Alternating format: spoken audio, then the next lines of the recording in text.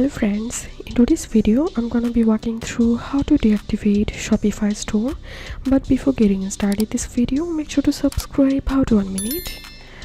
To deactivate your Shopify store, you have to open your admin panel and then click on settings and select plan, and here you will find this deactivate option. So click on deactivate.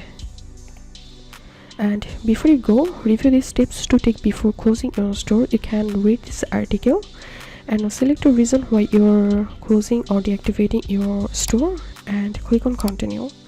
And now enter your Shopify account password here and then click on deactivate now, and your store will be deactivated. If you have any questions, feel free to post in description. If you think to see more WordPress videos, please check the links in descriptions. If this video helped you, give a thumbs up and please consider subscribe. How to 1 minute. Thank you for watching.